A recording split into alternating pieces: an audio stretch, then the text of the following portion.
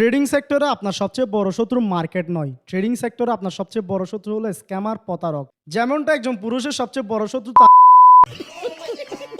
আপনি প্রতিনিয়ত social media দেখবেন অনেকে তাদের কম্পিউটারের সামনে ডেস্কের উপর লাখ লাখ টাকা ছড়ায়, বলে যে ভাই আমি ট্রেডিং করে আজকে এত লাখ টাকা ইনকাম করছি, আপনি যদি আমার সিগন্যাল নেন আপনিও কিন্তু রাতারাতি প্রফিট করে ইনকাম করতে পারেন। তো তাদের ভিডিওগুলো কারা কনজিউম করে? তারাই কনজিউম করে যারা হচ্ছে রাতারাতি বড়লোক হতে যায়, বিলের মাঝখানে বসে প্লেন উড়াতে চায়।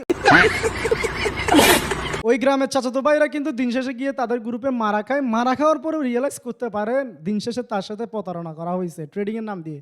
আমার কথা হচ্ছে, আপনি যদি না বুঝেন ট্রেডিং এর ডেফিনেশনটা কি, তাহলে ভাই আপনি জুয়াকেও ট্রেডিং বলবেন, যেমনটা বাংলাদেশে ঘটতেছে।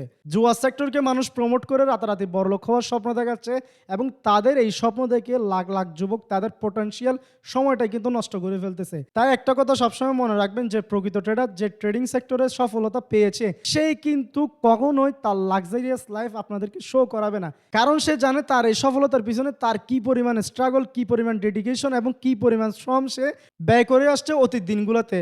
তাই যখন দেখবেন কেউ একজন বলতেছে ভাই আসো রাতারাতি বড়লোক হয়ে যাবে ট্রেডিং করো, তাহলে বুঝবেন যে তার মধ্যে ঘাবলা আছে।